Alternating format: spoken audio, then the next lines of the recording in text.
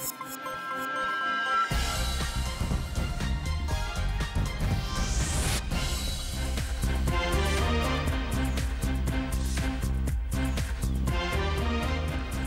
1 ঘন্টা আপনাদের সঙ্গে আছে আমি খালেদ মহিউদ্দিন। সবশেষে খবর, আলোচনা আর বিশ্লেষণ নিয়ে থাকছি নুসরাত হক আর খেলাধুলার খবর জানাবো আমি সাইদ সাদিক। তবে আগে জানিয়ে দিচ্ছি শিরোনাম।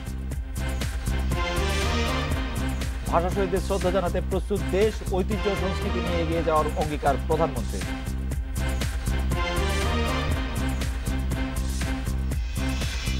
ধর্মভিত্তিক সংগঠনকে ডাকসু নির্বাচনে চায় না ছাত্রলীগ, ছাত্রদল অভিযোগ পেলে পদক্ষেপ নেবে প্রশাসন।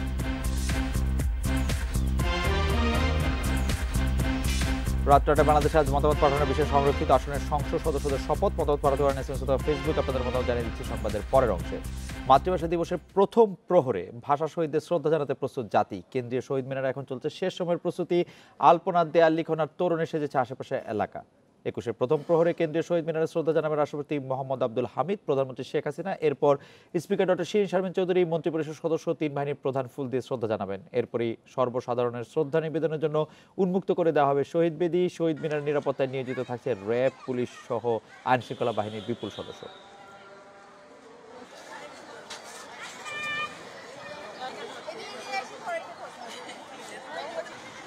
শুরু হয়েছে জিমনেশিয়ামের ওই দোল চত্বর থেকে, আর এপাশে জগন্নাথ হলের ওই পাশের গেট পর্যন্ত শেষ হবে আর কি।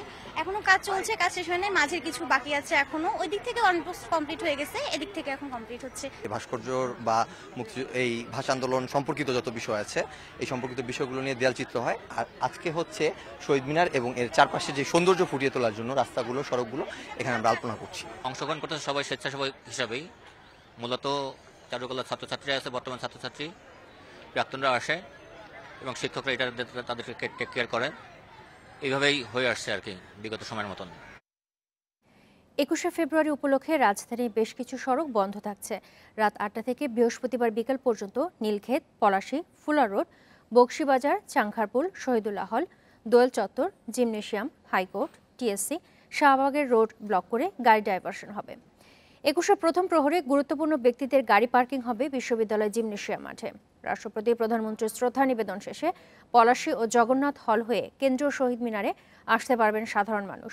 জগন্নাথ হলের সামনে থাকবে আর্চওয়ে। ব্যাগ বা সন্দেহজনক কোনো বস্তু সঙ্গে না রাখতে অনুরোধ জানিয়েছে ডিএমপি। সাধারণের গাড়ি চলতে পারবে নীলক্ষেত, পলাশী, ঢাকেশ্বরী সড়কে।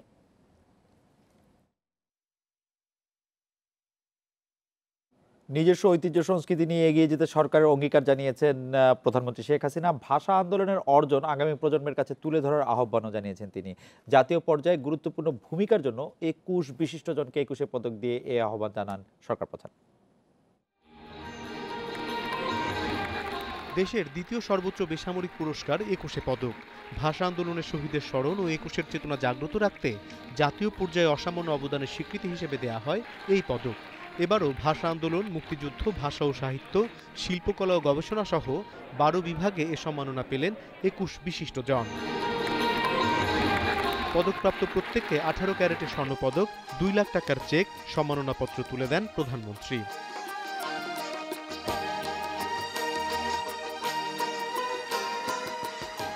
পরে ভাষা আন্দোলনের বীর শহীদের স্মরণ করে প্রধানমন্ত্রী বলেন, বাঙালির কোনো অর্জনই সহজে আসেনি, আন্দোলন সংগ্রাম করতে হয়েছে।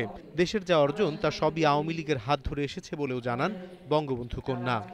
জাতির পিতা তার অসমাপ্ত আত্মজীবনীতে লিখেছেন যে 21শে ফেব্রুয়ারি রাষ্ট্রভাষা দিবস পালনের সিদ্ধান্তের বিষয়ে আমি একটু কোট করছি। পরের দিন রাতে এক এক করে অনেকেই আসলো, সেখানেই ঠিক হলো আগামী 21শে ফেব্রুয়ারি রাষ্ট্রভাষা দিবস পালন করা হবে এবং সভা করে সংগ্রাম পরিষদ গঠন করতে হবে। ছাত্রলীগের পক্ষ থেকেই রাষ্ট্রভাষা সংগ্রাম পরিষদের কনভেনার করতে হবে। অসমাপ্ত আত্মজীবনী, পৃষ্ঠা 197। অনেক ত্যাগের বিনিময়ে অর্জিত স্বাধীনতার সুফল নতুন প্রজন্মের কাছে পৌঁছে দেওয়ার আহ্বানও জানান শেখ হাসিনা। আমাদের স্বাধীনতা, আমাদের ভাষার অধিকার, আমাদের সংস্কৃতি, আমাদের কৃষ্টি, এটাকে রক্ষা করা, চর্চা করা, এগিয়ে নিয়ে যাওয়া এবং ভবিষ্যৎ প্রজন্মের জন্য একটা সুন্দর পরিবেশ সৃষ্টি করা, এটা আমাদেরই কর্তব্য। আমরা অনেক সংগ্রামের মধ্য দিয়ে যা অর্জন করেছি তার সুফলটা যেন আমাদের আগামী প্রজন্ম ভোগ করতে পারে, তারা যেন একটা সুন্দর জীবন পায়, সেটাই আমরা চাই। 21শে ফেব্রুয়ারি আন্তর্জাতিক মাতৃভাষা দিবস হিসেবে সারা বিশ্বে পালিত হচ্ছে উল্লেখ করে বাংলার মর্যাদা রক্ষা করে বঙ্গবন্ধুর স্বপ্নের বাংলাদেশ গড়তে সবাইকে কাজ করার আহ্বানও জানান প্রধানমন্ত্রী। অনিমেষ কর, ইন্ডিপেন্ডেন্ট নিউজ, ঢাকা।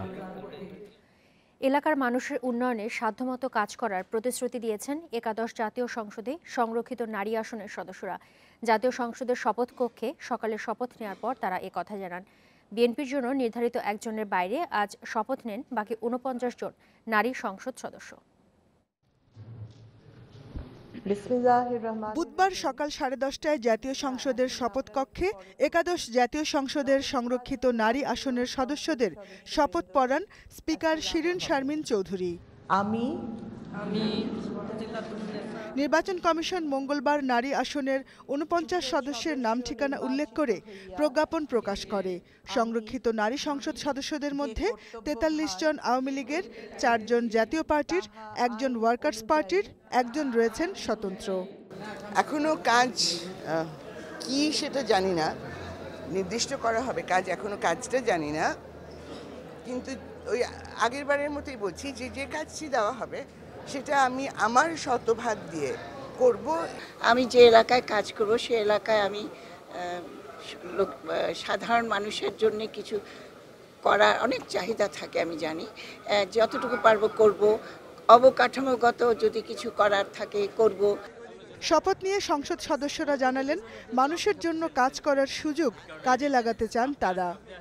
একটা জায়গা থেকে, পরিষ্কার জায়গা থেকে আমরা আজকে এখানে এসছি অঙ্গীকার নিয়ে যে বাংলাদেশের উত্তরোত্তর যেন আমরা নারীর ক্ষমতায়ন, গণতন্ত্রায়ন, এই জায়গাটাকে যেন আমরা সুস্পষ্টভাবে আমাদের মাননীয় প্রধানমন্ত্রী যেভাবে আজকে বাংলাদেশকে রোল মডেল হিসেবে নিয়ে যাচ্ছেন সেখানে আমাদের কি অবদান রাখতে পারি। আমার চিটাগাং হিল ট্র্যাক্সের যে পিছিয়ে পড়া নারীরা, বিশেষ করে আমি আমার পরিবার যেভাবে ভালোবাসি, শ্রদ্ধা করি, আমি ঠিক ওই জায়গায় ওনাদেরকে নিয়ে যেতে চাই।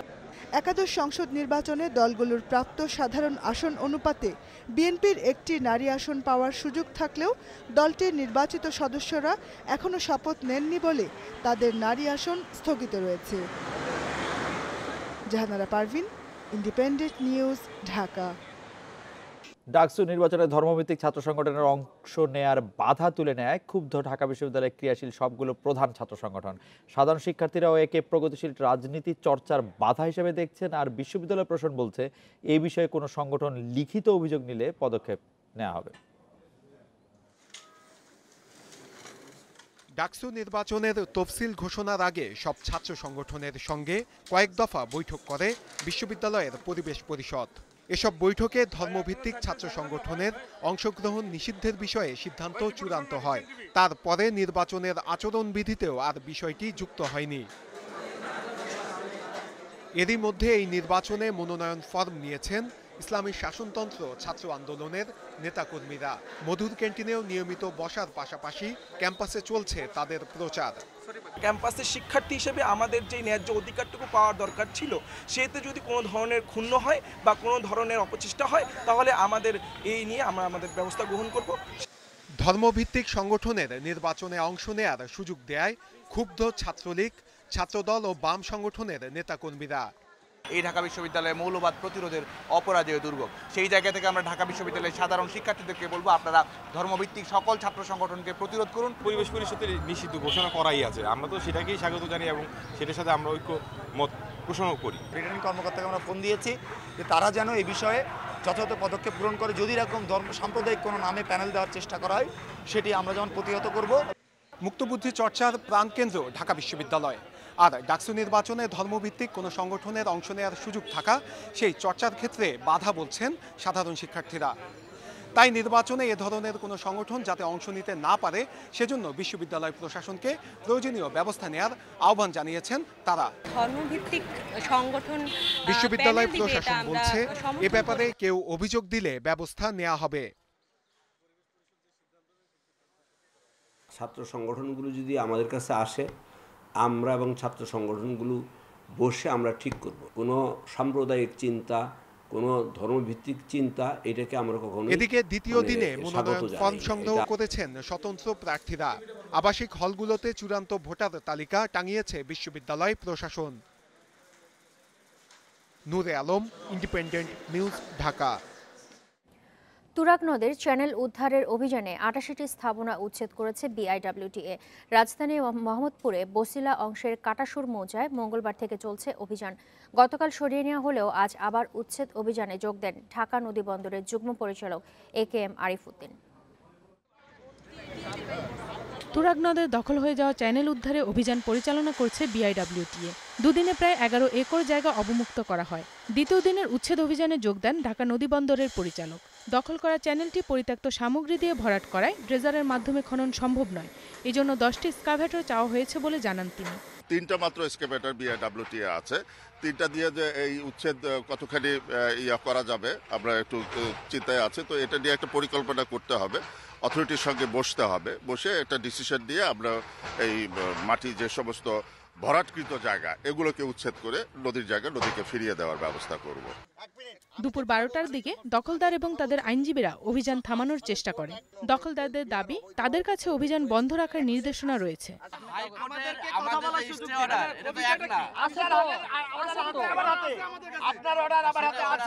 তবে বিআইডব্লিউটিএ জানিয়েছে হাইকোর্টের নির্দেশনা নিয়েই অভিযান চালাচ্ছেন তারা। যে রিট আবেদনকারী প্রতিষ্ঠান এবং তার যে কর্ণধার অ্যাডভোকেট মঞ্জিল মোর্শেদ, তিনি কিন্তু আমাদের কাছে লিখিতভাবে এটার একটা ব্যাখ্যা দিয়েছেন এবং লিখিতভাবে জানিয়েছেন যে এটা আইনগত কোনো প্রকার প্রতিবন্ধকতা নেই। উচ্ছেদ কার্যক্রম পরিদর্শন করে নৌপরিবহন মন্ত্রণালয়ের যুগ্ম সচিব বলেন, শিগগির দায়ীদের বিরুদ্ধে আইনি ব্যবস্থা নেওয়া হবে। তাদের বিরুদ্ধে জোরালো এবং দ্রুত আইনগত ব্যবস্থা নেওয়া প্রয়োজন। ইতিমধ্যেই নির্দেশনা দেওয়া হয়েছে সরকারের পক্ষ থেকে, বিআইডব্লিউটি এই ব্যাপারে আইনগত ব্যবস্থা গ্রহণ করবে। দখল হওয়া প্রায় 2800 ফুট লম্বা তুরাগ নদের এই চ্যানেলের 35 বিঘা জমি থেকে স্থাপনা উচ্ছেদ করেছে বিআইডব্লিউটিএ। বাকি অংশে এখনও কোনো আবাসন গড়ে ওঠেনি। বিস্তীর্ণ এই এলাকাটি খনন অত্যন্ত ব্যয়বহুল হওয়ায় এর জন্য আলাদা প্রকল্প হাতে নেওয়ার কথা জানিয়েছে নৌপরিবহন মন্ত্রণালয়। তুরাগের দখল করা চ্যানেলটির আয়তন প্রস্থে প্রায় 250 ফুট এবং দৈর্ঘ্য প্রায় 2800 foot. Farzana Akter, independent news, Dhaka. চতুর্থ পর্যায়ে তৃতীয় দিনের যে অভিযান, তাতে মোট 36 বিঘা জমি উদ্ধার করা হয়েছে। তবে নৌ পরিবহন মন্ত্রণালয়ের যুগ্ম সচিব বিষয়টি বলেছেন যে আইনি ব্যবস্থা নেওয়া হবে এইসব দখলদারদের বিরুদ্ধে। এই বিষয়গুলো আসলে উচ্ছেদ অভিযানের সময় বলা হয়, কিন্তু পরবর্তীতে আসলে তারা আবারও দখল কাজে লেগে যান। এবার আমার ধারণা যে এই যেগুলি এতদিন ধরে আমরা শুনে আসছি সেগুলি এবার করা হবে। এবং আমরা বারবার একই কথা বলছি যে আমরা যাদের কারণে এটি দখল হতে পেরেছে, যারা এটি দখল করার ক্ষেত্রে নেতৃত্ব দিয়েছেন বা যারা এটি দখল করেছিলেন, সেই দখল মুক্ত করার ক্ষেত্রে যেরকম উদ্যোগ নেওয়া হয়েছে, যারা এতদিন দখল করেছিলেন তাদের শাস্তিরও ব্যবস্থা করা হবে। তবে এই ক্ষেত্রে ধরেন দুদকের আইনজীবী অ্যাডভোকেট মোশাররফ হোসেন কাজল একটা অভিযোগ করছেন যে আসলে কোনো কিছু না দেখে, কোনো আসলে সেইভাবে জরিপ না করে এইটি করা হচ্ছে, এটি যেন নোটিশ দেওয়া হয়নি। তবে আমরা সংশ্লিষ্ট কর্মকর্তার কাছ থেকে জানতে পেরেছি যে তাদেরকে আগাম নোটিশ দেওয়া হয়েছে এবং তারা জরিপ করেছেন, তারা এটি করেছেন। তবে সেই ক্ষেত্রে যাতে এটি আইনানুগ হয়ে দাঁড়ায়, সেইটির আইনানুগ বা বেআইনি না হয়ে দাঁড়ায়, সেই ব্যাপারে আমাদের এটি ব্যবস্থা নিতে হবে। আজকের মতামত পাঠানোর বিষয় ছিল সংরক্ষিত আসনের সংসদ সদস্যদের শপথ। এবারে জানিয়ে দিব এই বিষয়ে পাঠানো কিছু মতামত। আব্রাহাম বলেছেন, সংরক্ষিত আসনের নয়া এমপিদের অভিনন্দন। লামিয়া আশা করছেন নারীর ক্ষমতায়নে তারা ভূমিকা রাখবেন। মোশাররফ বলেছেন, জনগণের উন্নয়নে সাধ্যমতো কাজ করবেন এমনটাই প্রত্যাশা। জেবার মত, নানা ইস্যুতে সংসদ ও সংসদের বাইরে গুরুত্বপূর্ণ ভূমিকা পালন করবেন। হোসেন বলছেন, কথায় নয় কাজের মাধ্যমে নিজেদের প্রমাণ করতে হবে। ছোয়া বলছেন, নারী এমপিদের জন্য শুভকামনা রইল। কাজল বলছেন, আশা করি এমপি হওয়ার পর তাদের কাজের পরিধি বাড়বে। পিছিয়ে পড়া জনগোষ্ঠী বিশেষ করে নারীদের নিয়ে কাজ করবেন, তেমনটাই আশা করছেন মারিয়া। রুবেল বলেছেন, শপথের মধ্যেই যেন তারা সীমাবদ্ধ না থাকেন, জনসম্পৃক্ততা বাড়াতে হবে। জেরিন বলছেন, নারীরা রাজনীতিতে এগুচ্ছে, সমাজের পরিবর্তনে তারা অগ্রপথিক হবেন। বিভিন্ন ধরনের মতামত পাঠানোর জন্য দর্শকদের ধন্যবাদ। তফসিল থেকে শুরু করে মনোনয়নপত্র জমা, যাচাই বাছাইয়ের পর ভোটও হলো নিয়ম মেনে। তবে নির্বাচন কমিশনার থেকে শুরু করে সংশ্লিষ্ট সবাই ক্ষুদে শিক্ষার্থী। দেশের প্রাথমিক বিদ্যালয়ে প্রতিবছর এভাবেই হচ্ছে স্টুডেন্ট কাউন্সিল নির্বাচন। শিক্ষার্থীদের মধ্যে নেতৃত্বের বিকাশ ঘটাতেই এই উদ্যোগ, জানিয়েছেন শিক্ষকরা। পোস্টারে ছেয়ে গেছে ভোট কেন্দ্র, লাইনে দাঁড়িয়ে ভোট দিচ্ছেন ভোটাররা। আইন শৃঙ্খলা রক্ষায় আছে নিরাপত্তা রক্ষী। অবাধ সুষ্ঠু ভোটে যা যা দরকার সব ব্যবস্থাই নেওয়া হয়েছে প্রাথমিক বিদ্যালয়ের স্টুডেন্ট কাউন্সিল নির্বাচনে গত কদিন ধরে যার প্রস্তুতি নিয়েছে ক্ষুদে শিক্ষার্থীরা। প্রার্থী হওয়ার কারণ স্যার আমাদের ম্যাডামের প্রত্যেকটি কাজে ম্যাডামদের সাহায্য করার জন্য এবং বিদ্যালয়ের চারপাশে পরিষ্কার পরিচ্ছন্ন রাখার জন্য। আমরা সবাই একসাথে কাজ করেছি, সবাই একসাথে নিজের হাতে লিখে সবাই একসাথে টাকা দিয়েছে, সব কিছু করেছি। তফসিল ঘোষণা করা হয়েছে, যাচাই বাছাই করা হয়েছে, যাচাই বাছাই করে আজকের দিনে ভোট হচ্ছে সুস্থভাবে। ভোটে কোনো জায়গায় গন্ডগোল আছে নাকি, ঠিক মতো ভোট দিচ্ছে নাকি, এগুলো স্যার আমি দেখতেছি আজকে। প্রার্থী ও ভোটার সবাই তৃতীয় থেকে পঞ্চম শ্রেণীর শিক্ষার্থী। শিক্ষকেরা বলছেন, কেবল শিক্ষা প্রতিষ্ঠানের ক্ষুদে নেতৃত্ব বাছাই নয়, দেশকে ভবিষ্যতে যারা নেতৃত্ব দেবে তারও শুরু এখান থেকে। এখানে সবই হচ্ছে, শুধু নির্বাচন কমিশনার থেকে শুরু করে ভোটার পর্যন্ত সবই শিশু। সারা দেশের বিভিন্ন সরকারি প্রাথমিক বিদ্যালয় নির্বাচনে ক্ষুদে শিক্ষার্থীরা প্রতিদ্বন্দ্বিতা করে স্বাস্থ্য, ক্রীড়া, পরিবেশ ও বন, পানি সম্পদ, আপ্যায়ন, পরিষ্কার পরিচ্ছন্নতা ও পাঠ্যপুস্তক মন্ত্রীর পদে। তাদের মধ্যে থেকে একজনকে প্রধানমন্ত্রী হিসেবে নির্বাচিত করা হবে। মেহরিন জাহান, ইন্ডিপেন্ডেন্ট নিউজ ডেস্ক। এই ছিল রাত 9টায় বাংলাদেশের আয়োজনে।